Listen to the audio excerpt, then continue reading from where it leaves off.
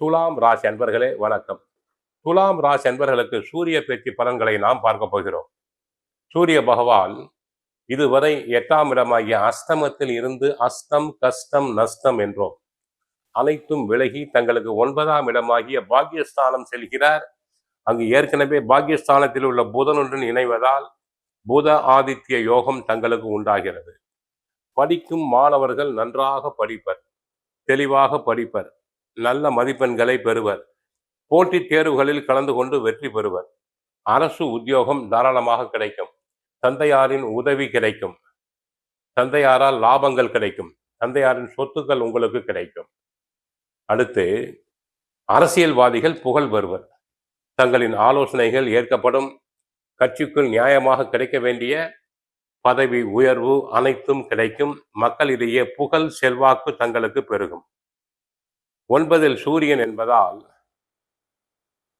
தந்தையாருடைய ஆதரவு உண்டு. தந்தையார் கடன் பெற்றிருந்தால் கூட அதனை தாங்கள் தைரியமாக அடைப்பீர்கள்.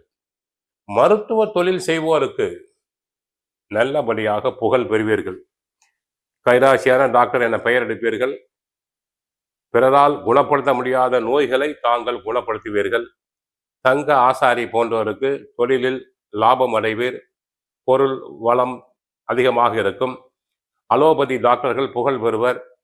தந்தை வழி தொழில் செய்வோருக்கு லாபகரமான முறையில் தொழில் நடக்கலாம். அடுத்து விவசாயம் நன்றாக இருக்கும். பயிர்கள் செழிக்கும், மகசூல் அதிகரிக்கும், வருமானம் பெருகும், கால்நடைகள் அபிவிருத்தி அடையும். விவசாயத்துக்கு தேவையான பொருட்கள், உரங்கள், மருந்துகள் அனைத்தும் தட்டுப்பாடு இல்லாமல் கிடைக்கும். நீர் பஞ்சம் இருக்காது. தண்ணீர் பஞ்சம் இருக்கவே இருக்காது. ஆக துலாம் ராசி அன்பர்களுக்கு சூரிய பேச்சினால் நன்மைகள் அதிகரிக்கும். அரசியல்வாதிகள் புகழ் பெறுவர். உடலுள்ள நோய்கள் அனைத்தும் படிப்படியாக குறையும். தந்தையாரின் ஆதரவு கிடைக்கும். சிலருக்கு அரசு உத்தியோகம் கிடைக்கும். வேலை இழந்தோருக்கு வேலை கிடைக்கும். கோயிலுக்கு சென்றால் சூரியனை வழிபடுங்கள், சிவபெருமானை வழிபடுங்கள். வாழ்க வளமுடன், மங்களம் உண்டாகட்டும். ஹரே கிருஷ்ணா, ஹரே கிருஷ்ணா.